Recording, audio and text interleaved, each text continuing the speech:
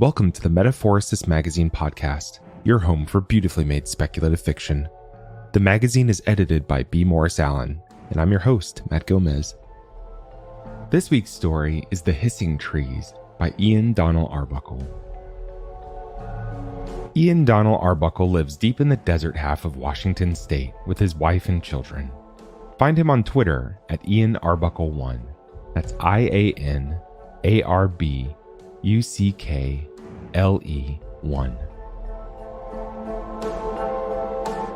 Let's jump in.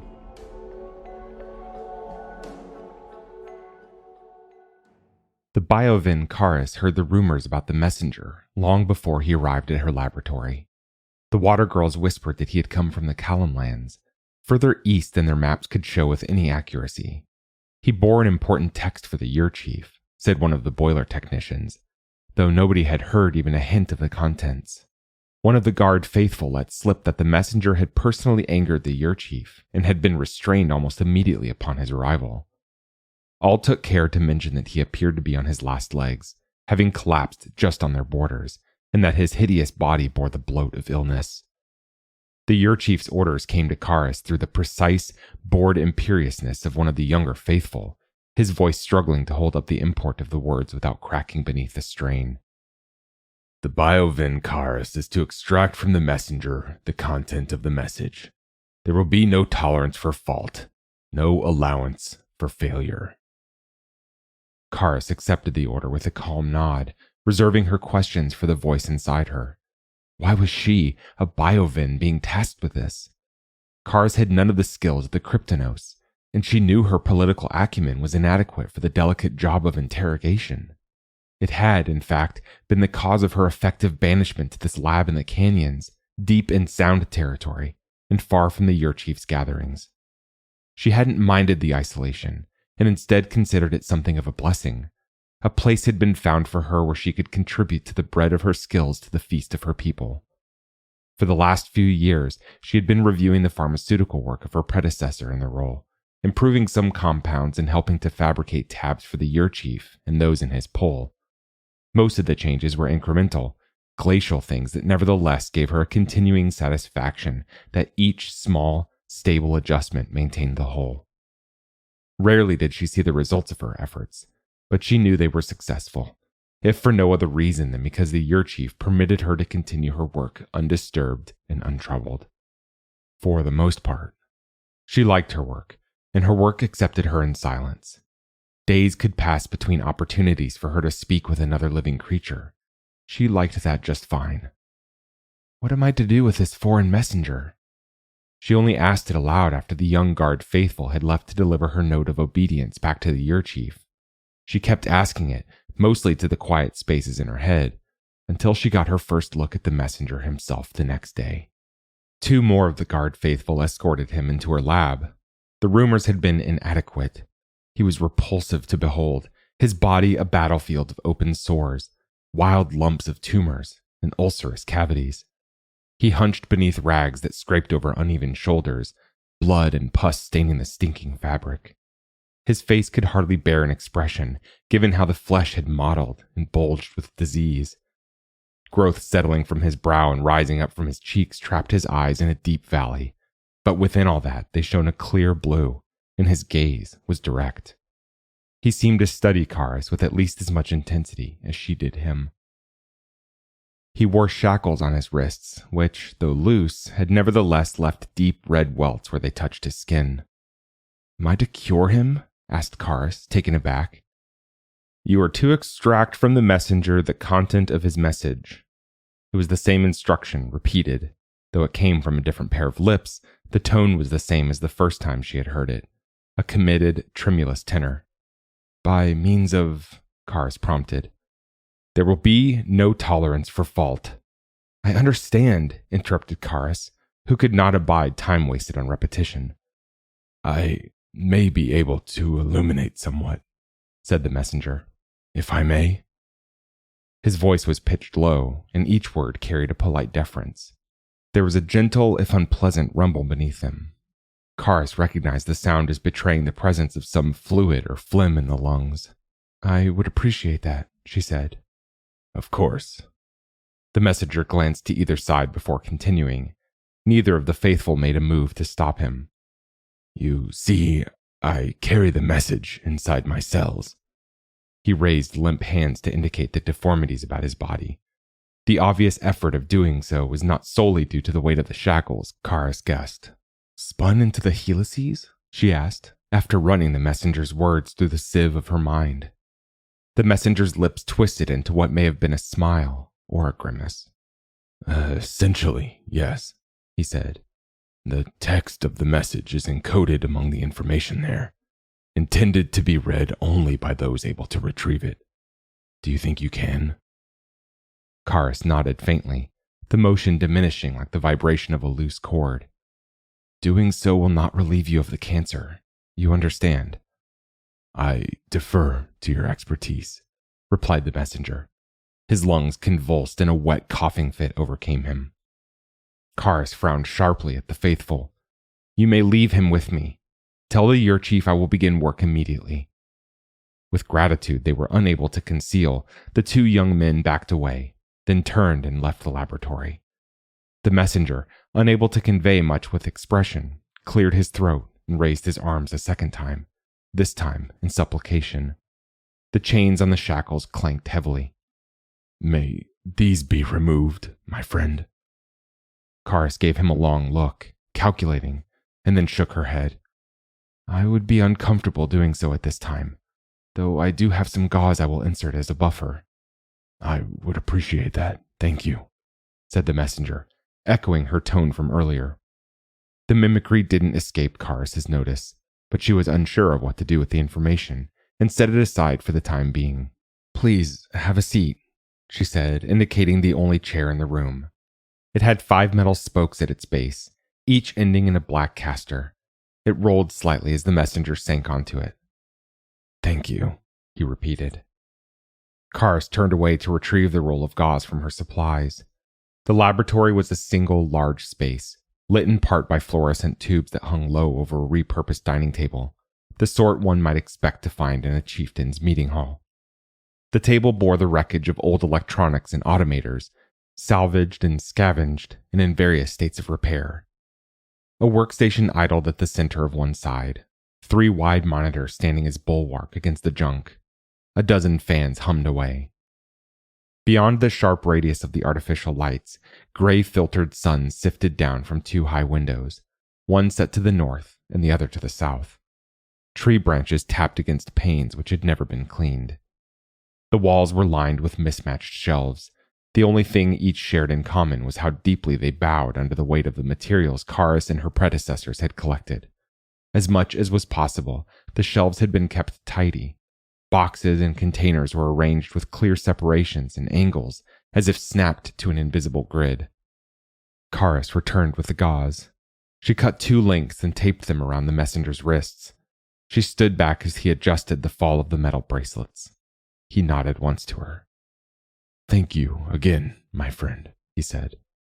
My name is Karis. She forestalled the smile that appeared to be growing on his lips with one raised finger. I'm telling you this so you can call me something other than your friend. I understand, said the messenger. May I examine you? Of course, Karis. I am an open book. Would you like me to move over toward the light? Yes, if you would. The messenger rolled the chair over toward the pool of fluorescent light with a series of kicks. He almost looked as if he were having fun. The joints of the chair squeaked with each movement. Karis sat on a bench next to him and held him steady, spinning the chair slowly like a potter with a fresh lump of clay. Which is the original tumor? She asked, letting her eyes travel up and down his body. Ah, an interesting question. You're worried the message may not have been copied faithfully during the metastasis, yes? Karis's first answer was a distracted half-nod. The messenger's back was to her now, and she noted the dampness of blood across his shoulders. Yes, she said, upon realizing she had turned him so that he could no longer see her. The message was originally encoded in my liver cells, the messenger said. The tumors came after that, I'm afraid. I think I might biopsy some of these ones that are more easily accessible first. Whatever you think best, Karis, my friend.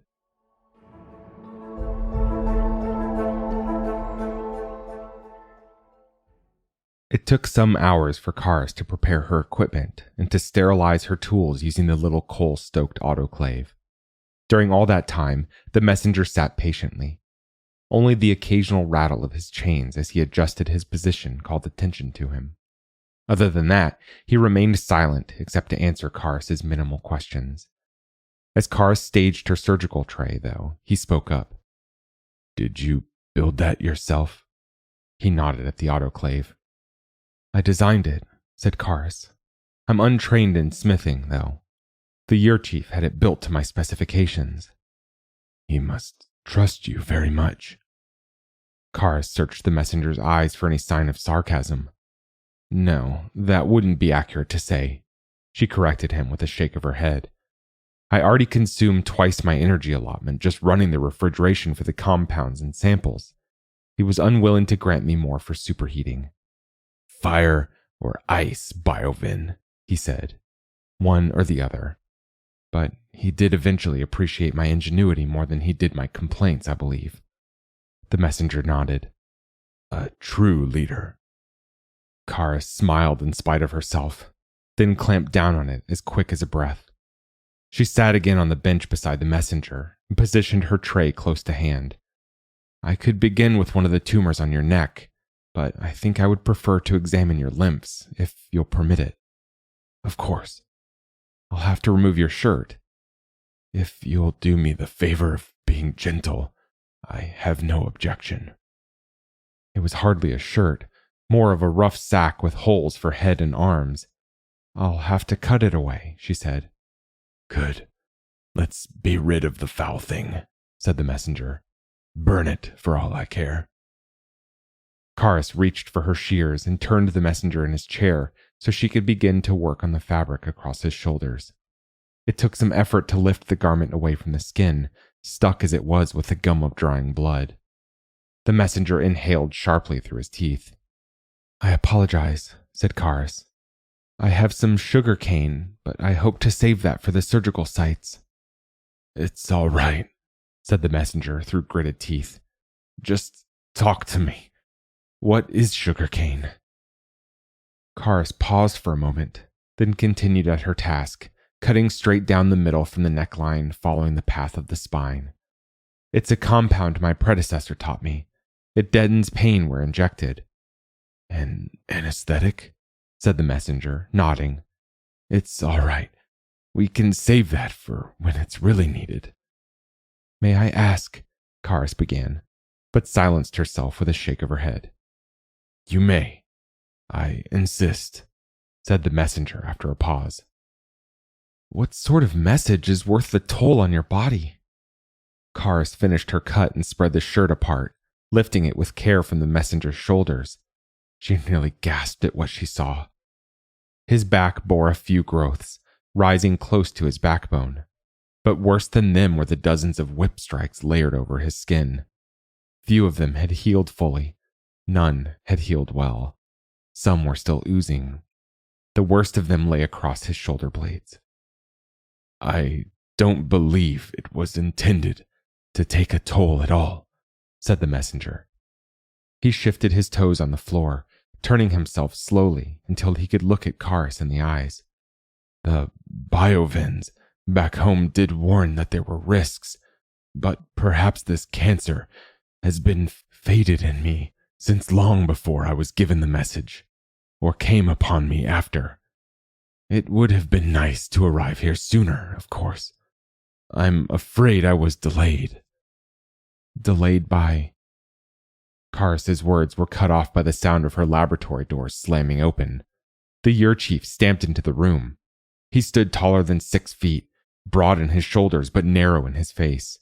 Seal skins draped around his shoulders.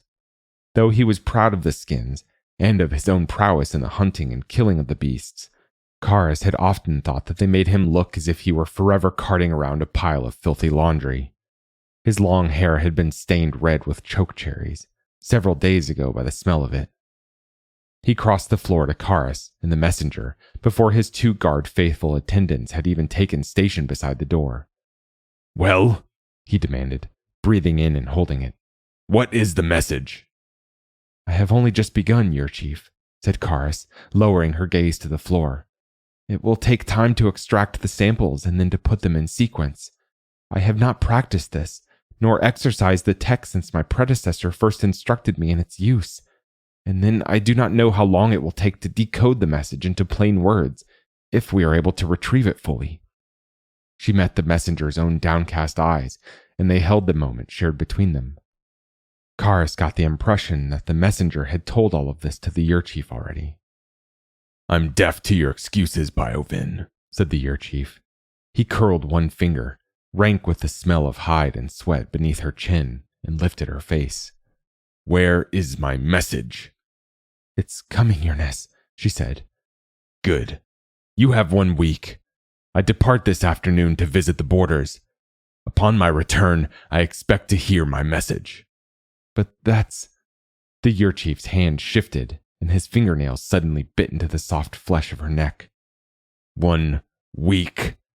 If you are worried about fatigue, I grant you the boon of my speed. But not too much, understand? "Yes, Year Chief." "Good." He slackened his grip, but left the tips of her fingers brushing the skin where bruises would soon form. Then he whirled, washing them in the stink of rancid oils. He snapped at his guard faithful, and the 3 of them swept out into the night. The laboratory door hung open behind them. A roar of laughter drifted in along with a cool breeze. Karis went to the door, softness in her every step and motion, and closed it quietly. "He is a storm among men," said the messenger. She gave only half of a nod, and then returned to his side. "He is not of this place," she said. "He came to us when I was young, and none among us can match him in prowess." "I've known a few like him," said the messenger. "They do not allow for patience in the movement of things. They thrive in the center of the current, not in the eddies and backdrafts of life. Usually, I wish them well, since they will be long gone before I come to rest." He cleared his throat, which seemed to take more effort than he expected. He ended up spitting a wad of phlegm into the rags that had been his shirt.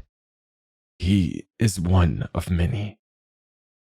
Karis withheld her hands from his skin until his shaking had subsided. Then she began to probe the sores on his back. "What is the boon of his speed, may I ask?" said the messenger. "It's a compound my predecessor held the recipe for. I've made some improvements. It keeps the mind alert and blots out weariness from the body." "Ah, the good stuff," said the messenger. He gasped as Karis's thumb brushed one of the long welts. "I apologize," she said. "Please, don't pay me any mind. We have a job to do." Karis nodded and continued. The signs of infection had spread beneath and around many of the welts, but the discharge was white becoming yellow. Treatable. "You said you were delayed reaching us. What happened?" "It's a long story." "Oh, you don't have to." "May I have some water before I begin?" "Of course." On the way back from fetching a mug and filling it, Karis retrieved some more of the strips of clean gauze and a clay pot of salve. The messenger accepted the water gratefully and drank it down in one long gulp, suppressing a rising cough midway through without removing his lips from the mug. "You shouldn't waste your time," he said, wiping his lips with the back of his hand and nodding at the salve and bandages. "It may ease your discomfort," said Karis. The messenger shrugged his agreement. "You're the doctor. Excuse me, the Biovin." Karis moved around him and began carefully applying the salve to the worst infections. The messenger took a deep breath and began his story. "Between here and the Columnlands, there are 3 great changes in the land. First, coming from my home, there is a wide plain where sharp ravines scar the flat grasses like claw marks left by enormous beasts. On the other side of those plains, there is a mountain range, peaks taller than any you have around here, but colored gray and white only. Stone and ice. Beyond them is the dwindling forest, plenty green but sparse and thinning. Then comes the mist and the deepness of the bay here. My apologies, the sound. I left my home at the end of winter, hoping to reach and cross the mountain range before the next winter's snow could fall, and I very nearly did. My path through the mountains brought me past another tribe. They were not the intended recipients of my message, and I thought it better not to announce my presence to them, so I skirted their holdings and attempted an uncharted route down to the foothills. I was unsuccessful. This tribe, they referred to themselves as the Maulers, caught up with me before I could get far. They set upon me at night, while I was groggy with the cold, and bound me hand and foot. They took me to the edge of a deep canyon between two plateaus and tossed me into the hole a ways back from the precipice, 3 times as deep as I am tall. There were a dozen others in that hole, all of them ragged and filthy and scared. Our dialects weren't in complete agreement, but before the night was out, we were communicating, and I learned that I had been pressed into the service of a mighty feat of engineering. The Maulers were building a bridge between the 2 plateaus.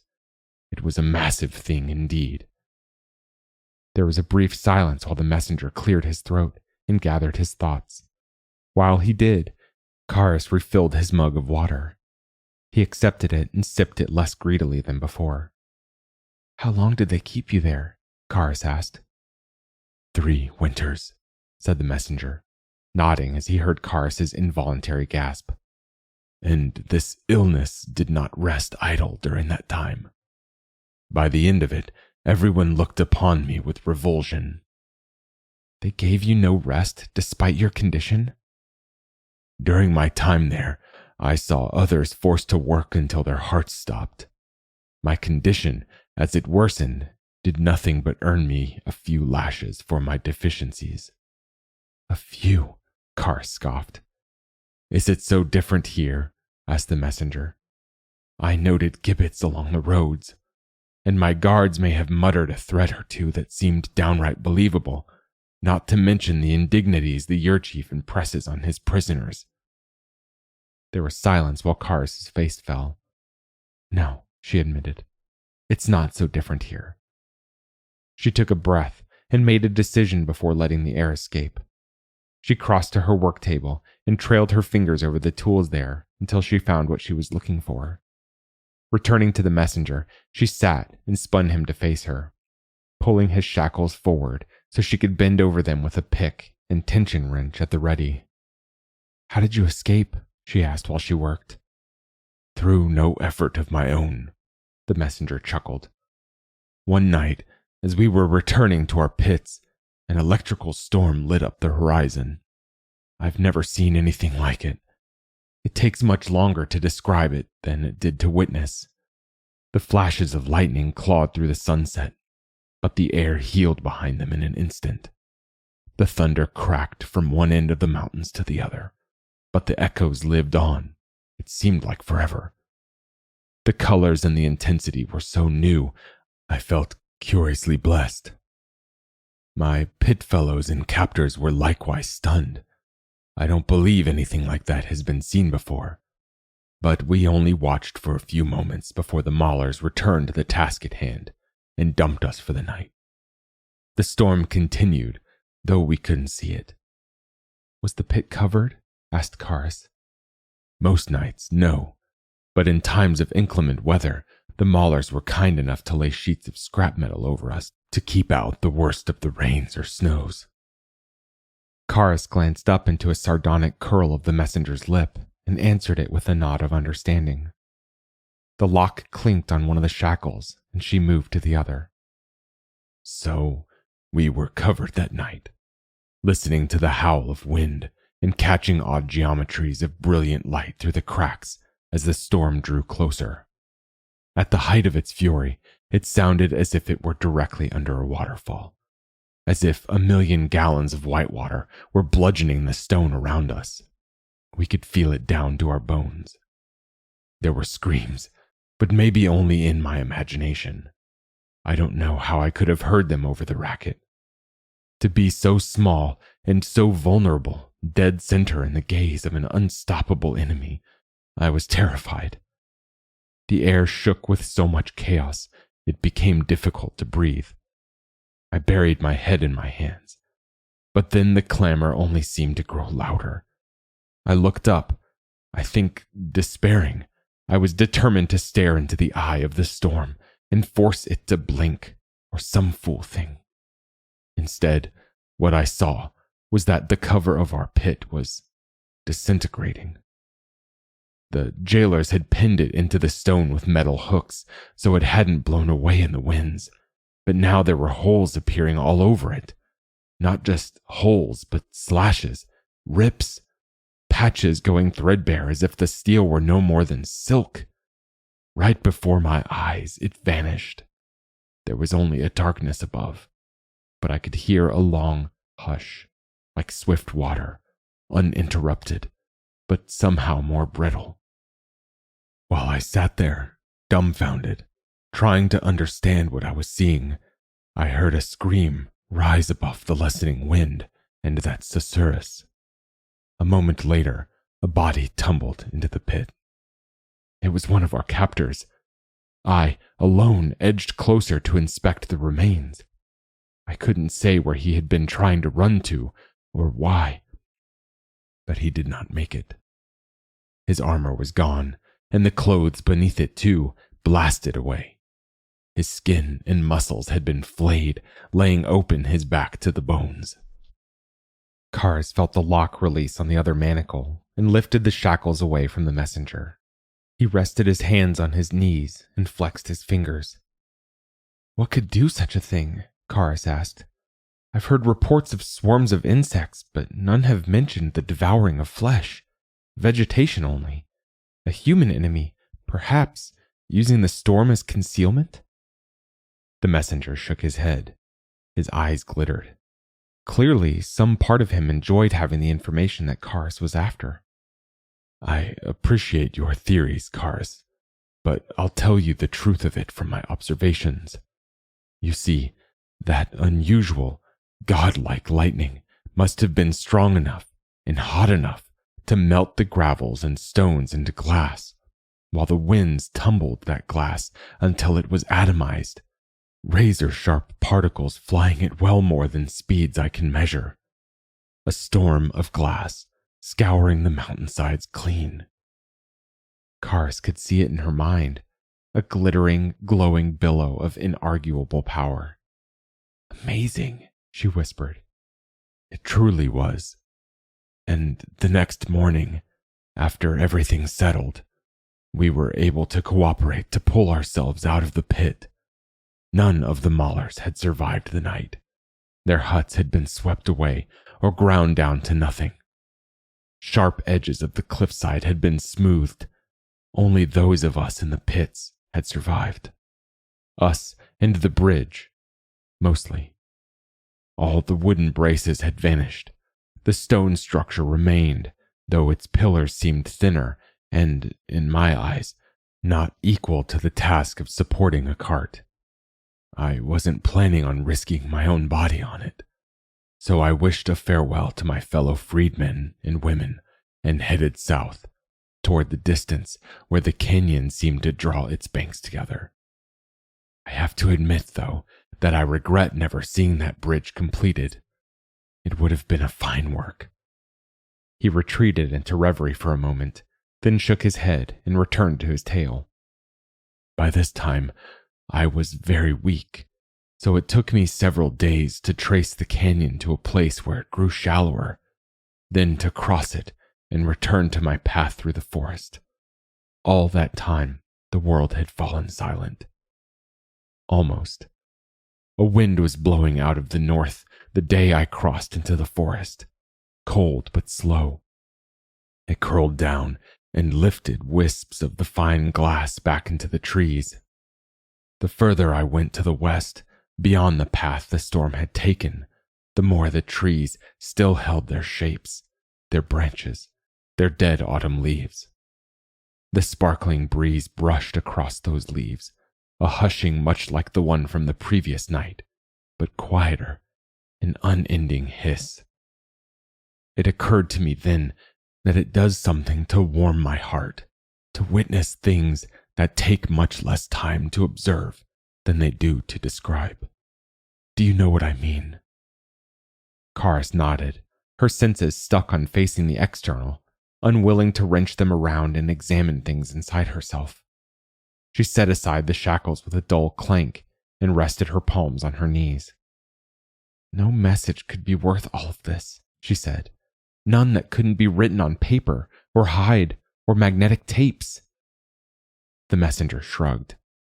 Long, long ago, we sent messengers into the skies, beyond the sphere of our knowledge, with very little hope of their messages even being read.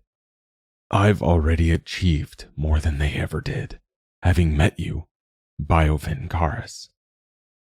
Still, it seems cruel to send you into the unknown containing the unknown. I volunteered. Karis studied the messenger's face, trying to imagine how he might have looked before the corruption of his flesh. We should probably continue, per the Year Chief's request, said the messenger softly, trying not to startle her. Karis blinked and nodded. Yes. Can you raise your arms? Partway. That will do. The left side, please. I'll be quick. Take the time you need. I'm just dying to know what I carry.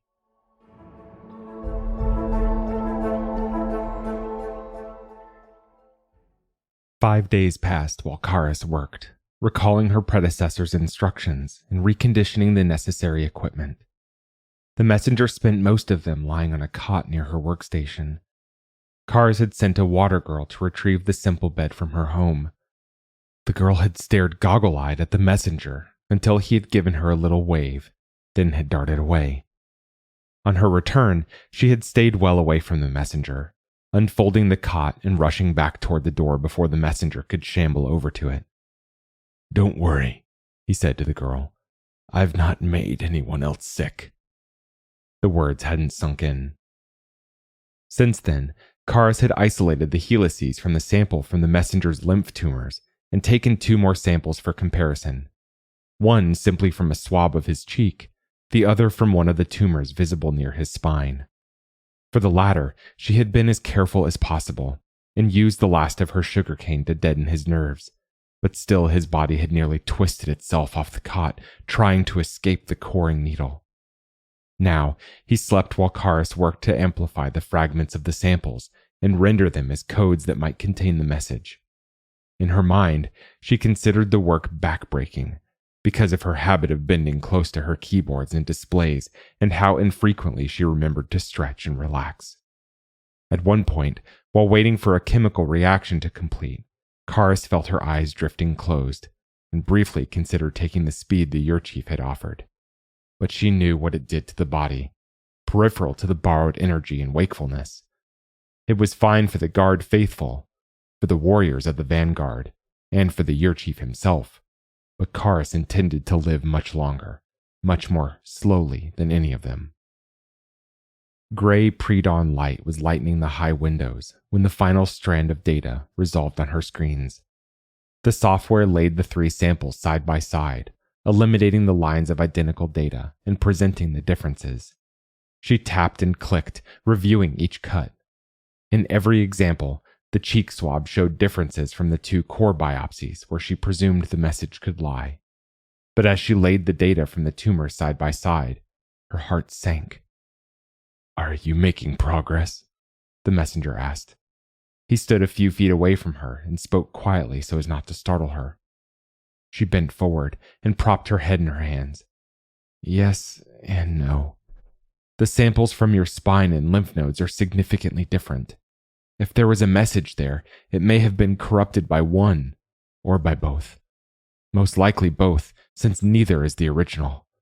Metastasis may have altered whatever was injected in your liver cells. The messenger took this in stride, approaching so that he could see the screen over Karis' shoulder. "You have done great work already, my friend," he said. "Do you need my liver?" He said it in the pitch of a joke, but Karis shook her head, answering seriously. "Even if we take the sample, I'm still confronted by the task of decoding the message it might contain. The year chief will be back in 2 or 3 days. These conditions are not ideal." The messenger smiled and patted her shoulder, and then retreated again to his cot, breathing heavily. The mild exertion of crossing the room seemed to have weakened him. "Before I volunteered," he began as his lungs caught up to the demand, "do you know what I was?" Karis shook her head. "I was a poet. I wrote verses on nature and community, real sentimental stuff. Poets are perhaps not necessary to the smooth function of society, but I do believe we are nature's codex. Do you know that word? We decode the messages of complex systems. We encode the simplicity of life so that it will stick lengthwise in the mind. All messages, to the poet, are in all things." "That is not a representative view of the world," said Karis. "It is precisely representative, just not very accurate," said the messenger with a warm chuckle. "I believe in you, Karis. Your successful work does not depend on knowledge you do not possess, nor on effort you are unprepared to undertake. Your only obstacle, I think, is time." "For us both," said Karis. The messenger nodded at that and lay back on the cot. "I'm at your disposal," he said. Karis was silent for a moment. The messenger's breaths began to slow. There was one more piece of information she wanted from him, though. "Why did you volunteer?" He blew a puff of air out of his nose and rolled to face her, his eyes half-lidded. "I believed that there was more to life than poetry. Can you imagine that? Don't answer." The laugh that escaped him was strangely high-pitched. "I don't know much about poetry," said Karis. "It's all right. I've proven to myself that I don't know much about anything else. It's a truth I've long avoided accepting. When the council asked for volunteers to carry messages to all the scattered tribes, I convinced myself that a humble poet would be the best for this job. All my life, I studied and practiced to draw connections between distant rhetorical points, almost like a soothsayer impressing shapes upon a scattering of stars, or a clothier assembling their textures in a beautiful garment. Who better to bear a special missive to strangers than someone trained to draw together the folds of a broad idea and stitch it over a form easy to recognize? Your pride compelled you? My hubris, I would say.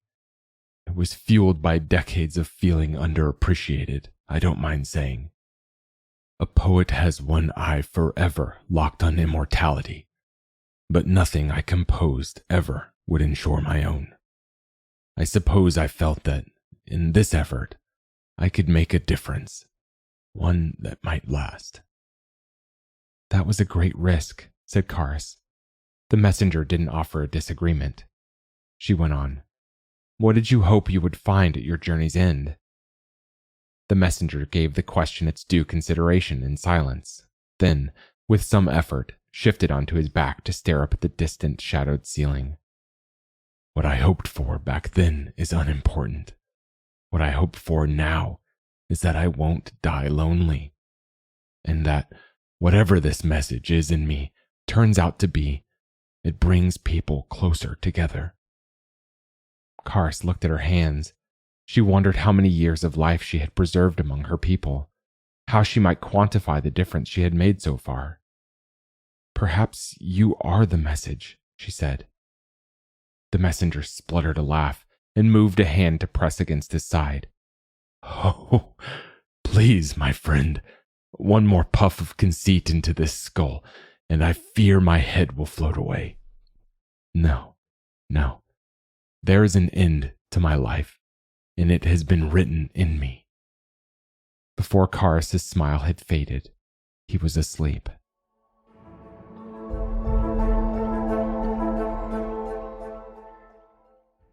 On the morning of the 6th day since her task had begun, Kara sat and listened to the messenger groaning in his sleep. There was no place and no time where he could escape the pain of his disease. At least he seemed to recover some energy after his naps, despite the apparent discomfort. Karis left him to his rest and stepped out of the laboratory. The mists of early morning dampened her face and clothes. The air tasted of algae, thick and green. She saw threads of smoke rising above the treetops and could smell cooking meat. A water girl laced between the nearby trunks, 2 buckets balanced on a yoke, headed for the laboratory cistern. Karis caught her eye and nodded to her. In response, the water girl shook her head and flicked her eyes toward the deeper forest. Now Karis could hear it, the stamp of heavy feet. An infrequent chime of metal on metal suggested the guard faithful. Sure enough, 2 of them came around a thick fir from the direction of the water. Between them strode the Ur chief, back from his hunt ahead of schedule. He had a brace of otters slung over his shoulder and was using his fishing pike as a walking stick, dull end downward. He nodded when he saw Karis, as if pleased that she had anticipated his coming.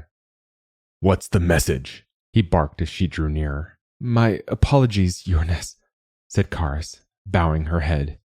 "I have not yet retrieved the message."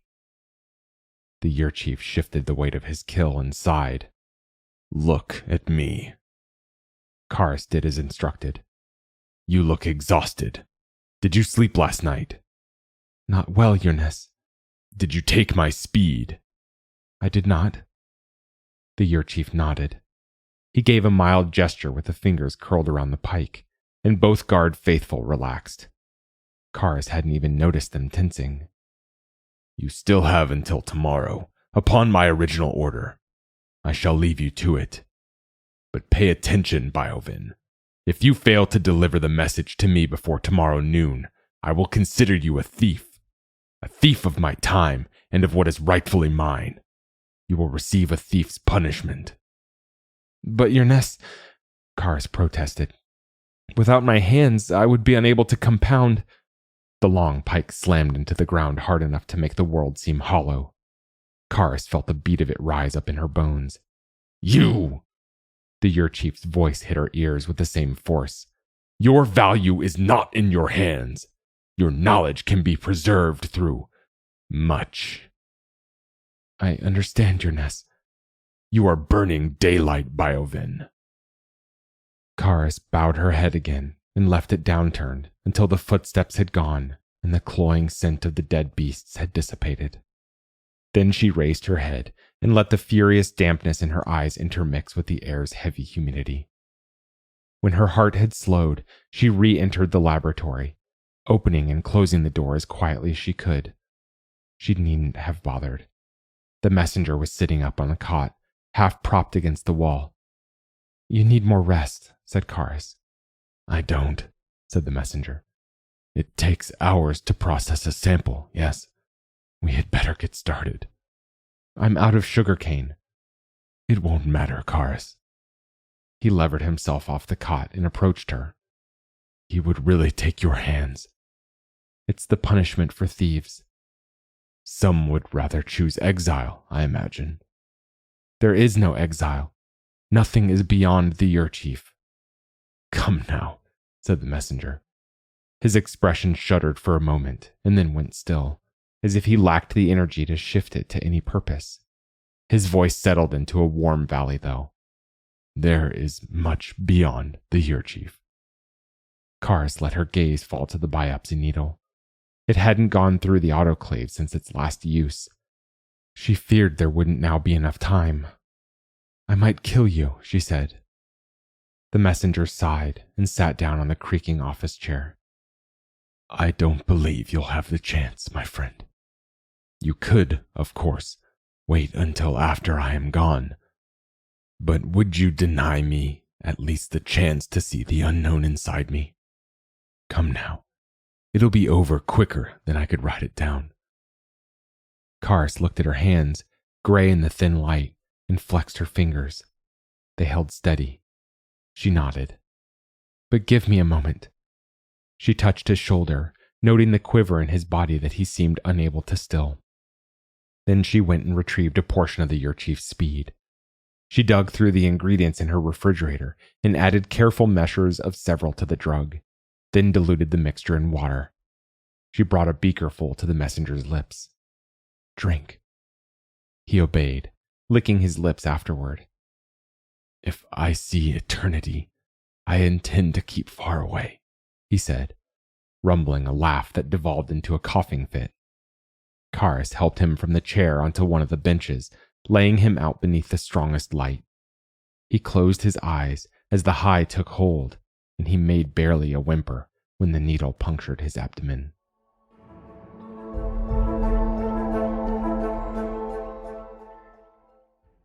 The sun had been rising for hours before its light found Karis through the high lab windows, head bent, muscles giving up any hope of relief.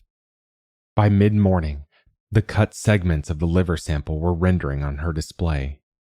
She began to compare them to the other three, noting strings of differences, eliminating common patterns, on and on. The symbols assigned to each piece of data began to blur together. Karis rubbed her eyes and looked up at the high windows. The branches of the tree were still, as if making an effort not to disturb her. The only sound in the room came from the hum of fans and the labored breathing of the messenger. I could live in exile, thought Karis. If there are lands beyond the Urchief, beyond the Maulers, I could go to the Column lands. She had never been beyond the Sound, had never even had to spend a night beneath the stars. Would I have volunteered? She had no answer for herself. Absently, she cracked her knuckles and regretted it at once as the messenger stirred. He opened one eye and fixed it on her. The color had left his skin, his tumors ashen gray, and the porous skin in the clefts between them fully white. How's it going? He asked. Karis left her work and came to kneel at his side. Not well, she said. She calmed her voice by speaking like a bioven.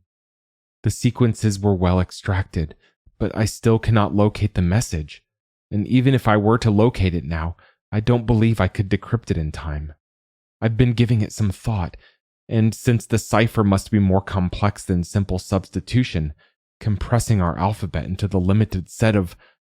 She stopped herself abruptly, the absence of the words permitting a lump to rise in her throat.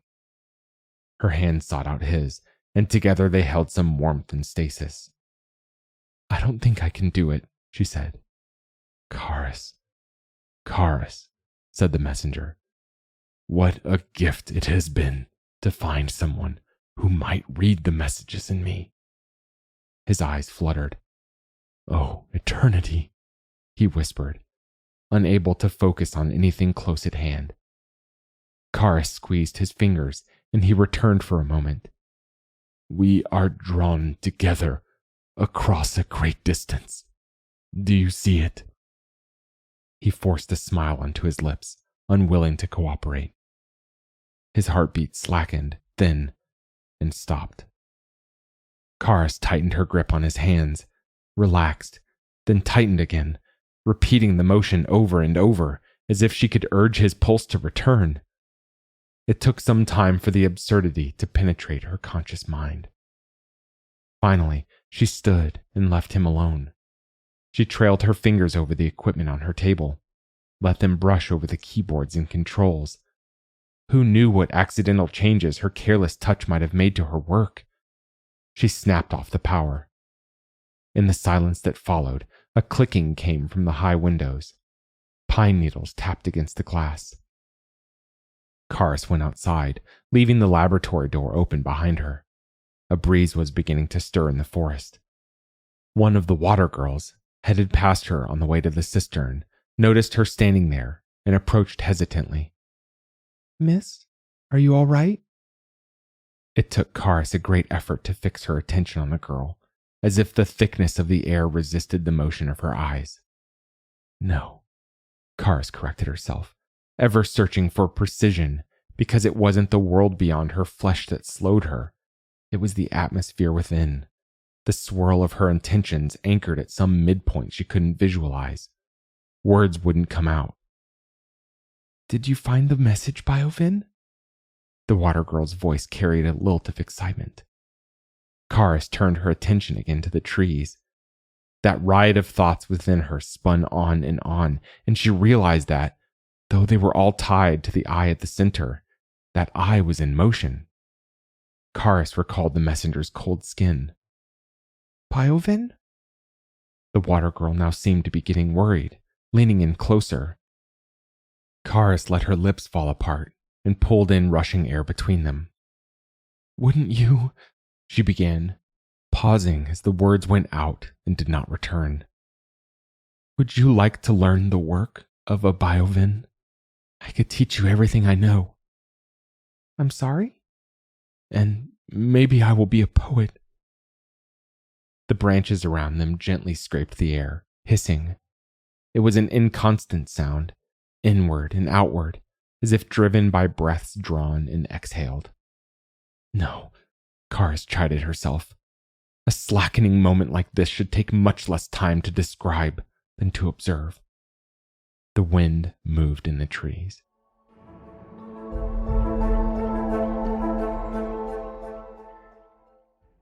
The year chief received Karis in his audience hall, a stone and thatch longhouse with 3 fires spaced equidistant down the length. Each fire was stoked fiercely hot, but directed mainly upward, so that as she crossed the distance from the entrance to the wooden throne, her skin alternately blazed feverish and chilled beneath her damp sweat. Her mind echoed the pattern as she rehearsed what she might say, in turns raging with anger, and then withdrawing to cold darkness. As she bowed, she felt the stresses of the differentials might crack her down the middle, but in fact only her voice did as she made her decision and said, "Your Ness, I have your message." The year chief looked down at her. He leaned back in his throne, the wooden joints creaking. The thick air made it hard to see his expression. Karis blinked and wiped at her face, feeling for an irrational moment that her eyes had been darkened like smoked glass. She sensed he was waiting for her to go on. She took a deep breath. The words came to her mind barely before they left her tongue, and they quavered as they went. "The message is a simple text of friendship, Your-ness, extended by the counselors of the Kalamlands. They wish prosperity upon you and your people, and invite us to reply by any means." The lie mingled easily with the grime suspended in the air between them. Karis bowed again, willing her shaking knees to calm. "They indicated landmarks for navigation to their homelands," she added, hoping that the messenger's story would supply enough detail if pressed. "Friendship," said the year chief, the word curling out of his mouth like smoke. Karis nodded, fixing her attention on a whorl in the pattern of the stone floor, an image like the eye of a storm. "Worthless. Leave us," the year chief barked to those at his side. "You stay, Biovin." A shuffling of footsteps around them told Karis that the various guard faithful and soothsayers were filing to the exit. Her flesh ignited and then froze. "You are telling me the truth," the year chief muttered, leaden tone absorbing all inflection, if it had been a question. "Yes, Your-ness," said Karis. "All messages are in all things." She repeated the messenger's words to herself. It did little to bring about an equilibrium. "Look at me," the year chief said. Karis obeyed. "The tribe is glad for your skills," he went on. "They are a tribute to us all. Well done." A pressure wave of relief built up inside her. "Tell me exactly, how did they address me?" "The message was addressed to whomever leads the people," said Karis. The year chief snorted a laugh and rose. He clasped his hands behind his back, ambling past Karis to just within the corona of the nearest fire. He stretched out his hands to warm them and then nodded for her to join him. "It would only be proper to compose a reply, don't you think?" "Yes, Your-ness." She stopped herself before asking if he intended her to carry the response. The relief had faltered and dissipated. Entertain me, Biovin. What would you say to such a message? I would respond in kind, offer our friendship. Perhaps in the future we might have an exchange of knowledge and equipment. It would not be swift enough, I'm afraid, Biovin. While you have been stuck to your workbench, the world beyond you has been changing. There have been storms along our borders, brutal ones which leave nothing behind. They're coming closer. Soon they will scour the Sound to its barren bones. We must be away from here before that happens. Storms of glass? Asked Karis. The year chief nodded, turning a curious gaze on her until she explained. The messenger witnessed such a thing near the end of his journey. The year chief shrugged. Then perhaps the Callum lands are safe from them, as yet. He let his eyes drift over the flames. They were my home once, he said, far away. Plains of green grass, lakes full of fish, and forests full of game. But I'm afraid my mind was not so narrow as they would have liked. Shocked, Karis made a sound like an apology, inconsequential. The year chief crossed his thick arms and closed himself down, eyes and all. Where is your gratitude to me, I wonder, he said. With my own strength, I have ensured our survival. I put those lands behind me, with their conceited council and the preening philosophers in their alabaster domes. This gray lump in my skull was a pitiful thing, in their consideration, and my destiny was set as a sludge man, an offal bearer. You would be accepted, of course, in no time at all, Biovin Karis. Their sole pride was in the supremacy of their minds. They do not and would not have the strength to survive, to thrive, as we have here in the Sound. Silence expanded in time and space, filling the seconds and the rafters. Friendship, you swear? The year chief's throat rasped with phlegm. He spat into the fire. There's no ambiguity in the message. Karis quailed, but any deviation from the message would surely bring the whole thing to an end. There is no ambiguity. The year chief chuckled. Then I know what I shall say, and I will etch my words in stone where they might be read by anyone, and the host of us will follow just behind the messenger. We will cross the lands, ahead of the storms. They expect friendship, but they did not know who would read their message. I will return at the prow of war. You are dismissed, Biovin. He turned to face the fire and spat again. As he lowered his head, his hair fell away from his neck. Karis blinked and stared. A cyst had been exposed there. Small, pale, but casting a large and dancing shadow. She opened her mouth and found no words for a long moment. Yes, Uranus, she said finally.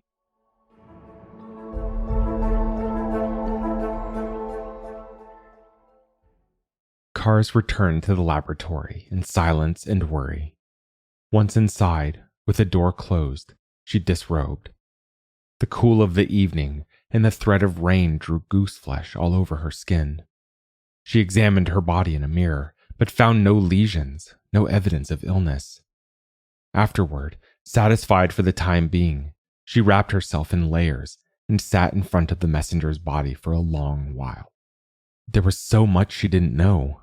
She realized how desperately she wanted to confess just that to the messenger, to hear him offer his interpretation of her words and her world.